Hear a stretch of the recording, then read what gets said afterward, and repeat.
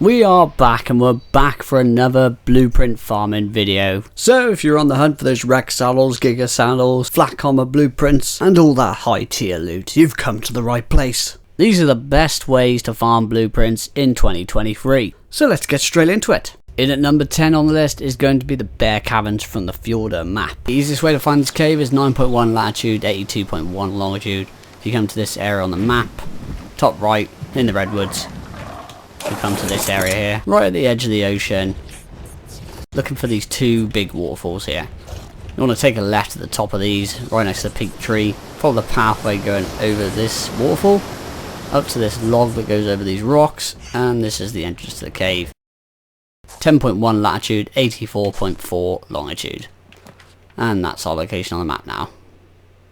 This is a great cave in terms of quantity of loot crates. Mobs of high level creatures will spawn throughout the cave, but it is very easy to run with the right creature. And that is going to be the Desmodus, of course, exclusive to the Fjordur map, the only flyer that can fly in caves. We're here for loot, we're not here for a fight. It is best to avoid the hostile creatures, which you can do quite safely with the Desmodus. This cave is split into 3 sections. After following the left path through the cave, you will find 3 large rooms with a bunch of different loot crate spawn locations. All these crates are yellow crates from the swamp cave from the island map, and red crates from the swamp cave from the island map. And those, of course, are the dreaded red drops you find in caves that have those annoying structure blueprints in.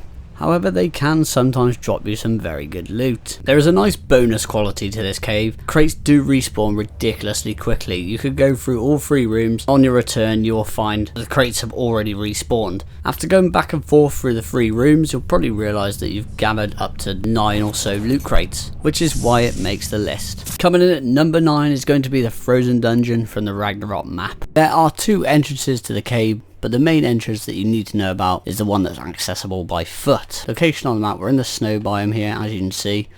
This is a big bear cavern here, and you just keep going through. There's many entrances, so it's quite easy to find just by this water here inside. This is what you're looking for. Location on the map once again. Coordinates to this entrance are 31.2 latitude, 33.6 longitude. You do need a pickaxe to get through this entrance. This will lead you to the main part of the cave.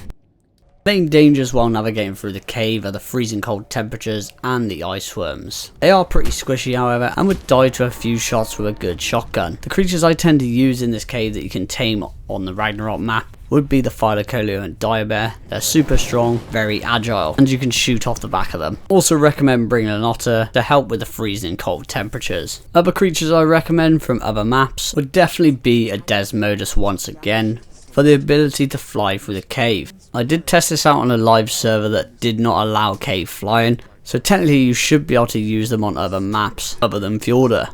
And just to point out, you will need cryopods to get most of these creatures in and out of the caves on this list. The cave is split into 3 sections. First section you will find 5 blue and yellow crates, which you can still find some pretty decent loot from.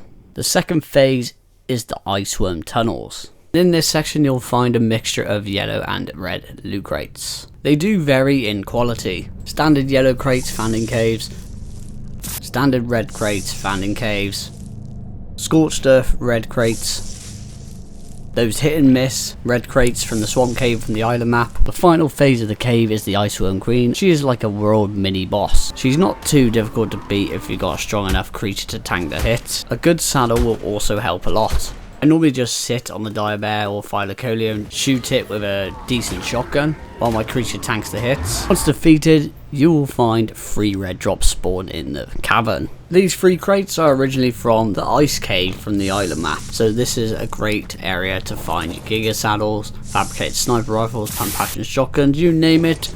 This place has got it. And yes, you can find Carcharodontosaurus saddles in these drops, even though they do not show up on the loot table. Coming in at number 8 is going to be the Jungle Dungeon from the Ragnarok map. The cave has 2 entrances right next to each other, located at 18.5 latitude, 27.7 longitude. Location on the map, top left. And if you go up from here, you can see we're right next to this river going through. It's just down there. And if you go around the corner of this river, at the end, this is the other entrance, which is probably better for access on foot.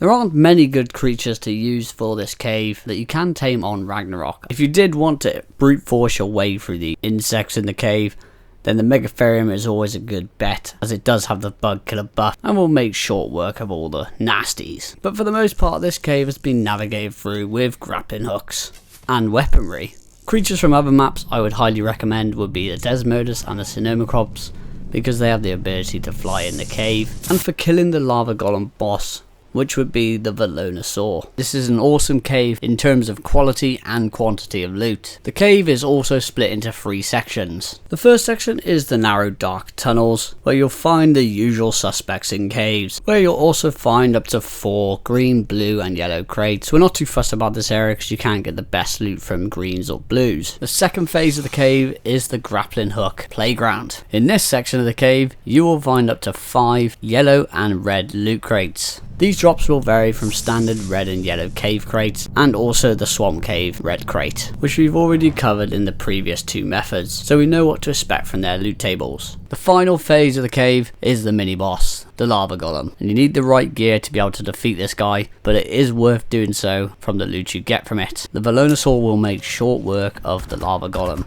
If somehow you don't have access to a Velonosaur, the only way to really kill the boy is with a load of rockets and rocket launchers, or a tech rifle, but of course these are very expensive methods.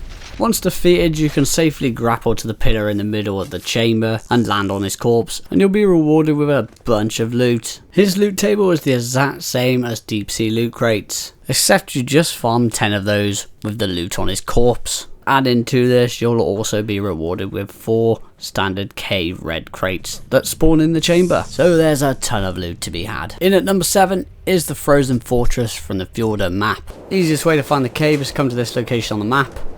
Coordinates are 9.4 latitude, 24.7 longitude. On the edge of this snow biome here, it's kind of like a horseshoe, should we say, just on the edge of this cliff above these colourful trees. And the cave entrance is under these icicles, right in here.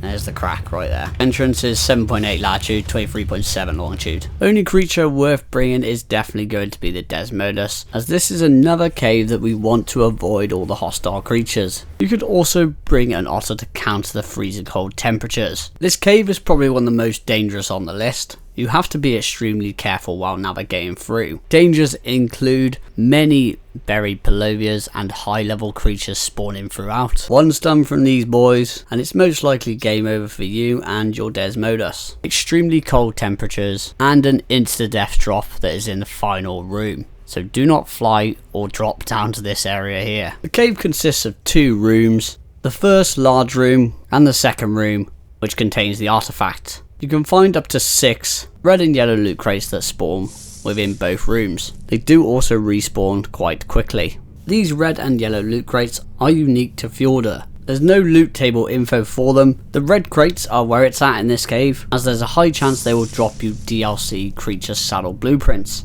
For example, Basilisk Saddle, Snow Owl, Desmodus, and even Magmasaur blueprints, just to name a few. They do also drop other good blueprints, like Giga Saddles, and other loot included in the Deep Sea Loot Crate table, which is why the cave makes it to the list. It's a high risk, high reward type of cave. In at number 6 is the mini bosses from the Fjordur map. There are 3 world mini bosses: Hadrian Skull in Asgard, Steinbjorn from Jotunheim, and Balor from the main map. 30 runestones are needed to summon each boss. These are gathered from killing alpha predators in the wild. Balor is by far the easiest mini boss to defeat, and I'm going to show you how to do it. All you need is a high level tamed Giga with a primitive saddle, just to showcase how doable this boss really is. Front of the cave is located at 4.0 latitude, 47.5 longitude area on the map. Right at the top of the center map where my fingers are. You can't see it because obviously they're blocking it, but as you can see,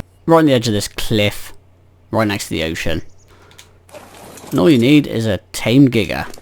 Primitive saddle, 215 damage. I haven't even leveled it, so we're going straight in.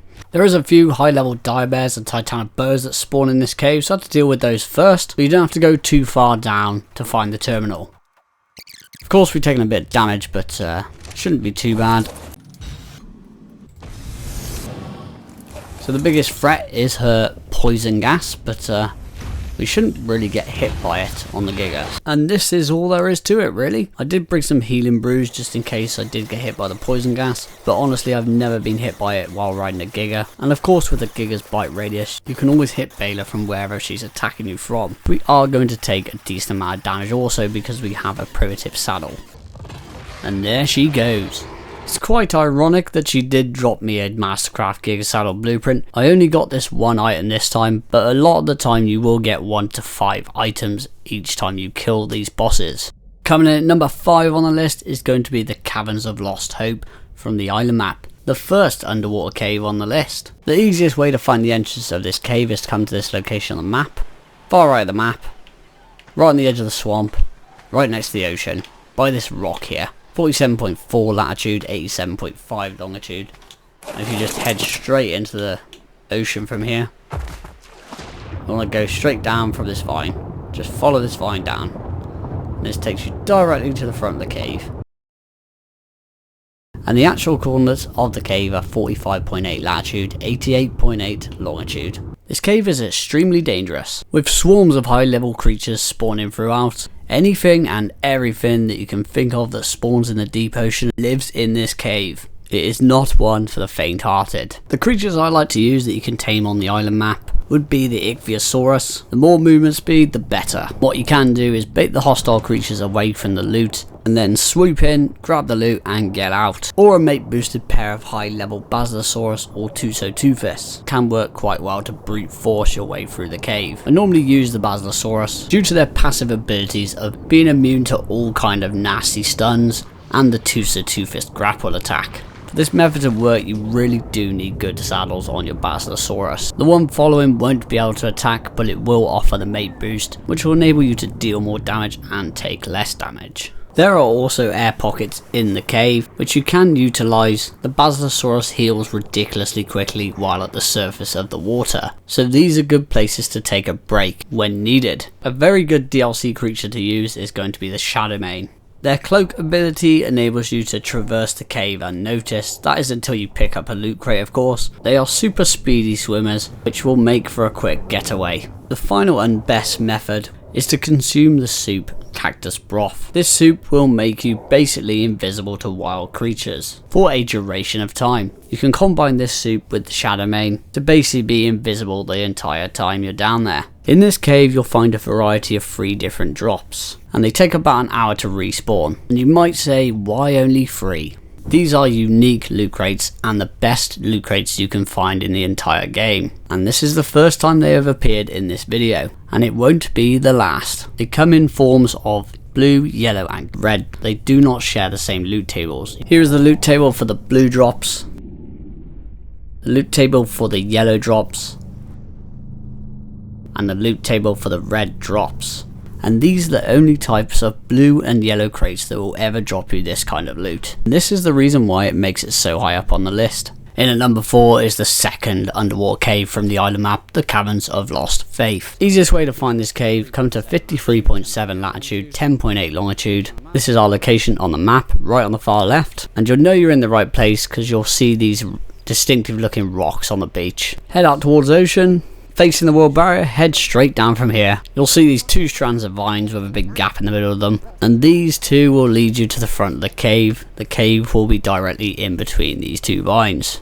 And the exact cave entrance, 53.6 latitude, 10.4 longitude. High level sea dwellers do spawn in this cave, however they don't spawn in big swarms, and the more dangerous and larger creatures do not tend to spawn in here. You might find the odd Moser or Alpha, and even when you do find them they can't seem to attack you, which we ain't complaining about. The same methods can be used to run this cave, but I would like to add that the Baryonyx is a dino I've had a lot of success with due to its stun ability. But you do have to be extremely careful and calculated. The exact same 3 underwater cave loot crates will spawn in the Lost Faith. So once again, very high tier loot, and the bonuses, they're both on the same map. Once looted, they will take about an hour to respawn. This cave edges in front of the Lost Hope due to it being a much easier cave to run. Coming in at number 3 is going to be the snow biome land drops from the Crystal Isles map. This is by far the easiest method to farm blueprints on the list, and even though they are land crates, you'll be able to find a mix of red deep sea loot crates and The exact same loot crates from the 2 underwater caves that we just looked at. 4 of these will spawn at a time, in 5 different locations, so they're quite easy to find. Exact same loot tables. These underwater crates are by far the best for farming wreck saddle blueprints, flak armor blueprints, and all those rare saddle blueprints for your beloved creatures and dinosaurs.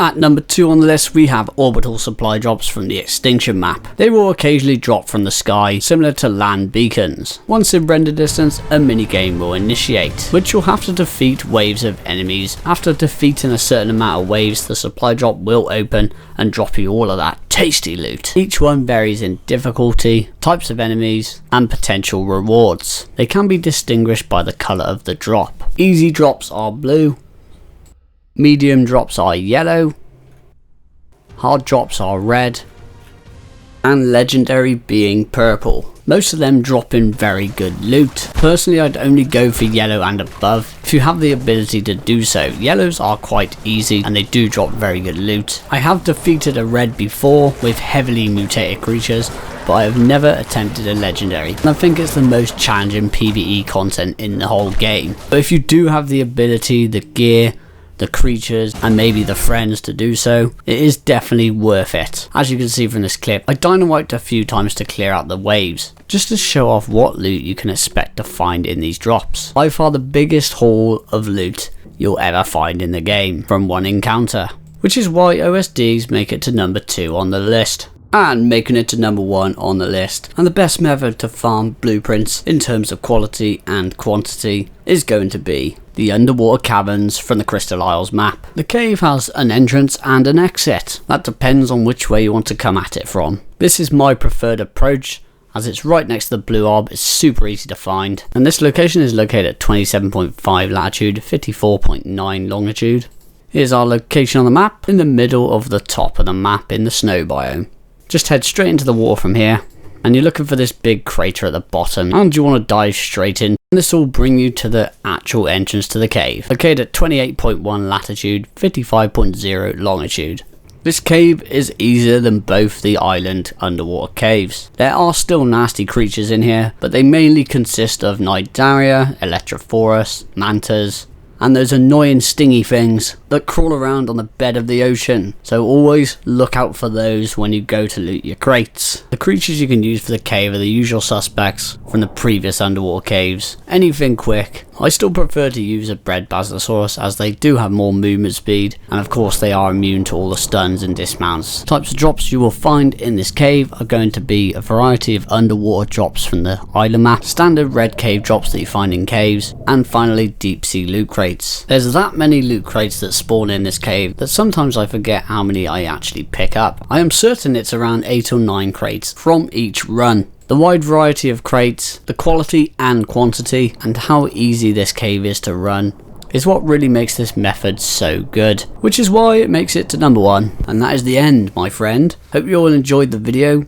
and if it was helpful to you, please do consider liking, commenting and subscribing. These videos do take a long time to make. I really appreciate the support, and I would love to hear about your favourite blueprint farming methods, and I'll catch you all in the next video. Take care, goodbye.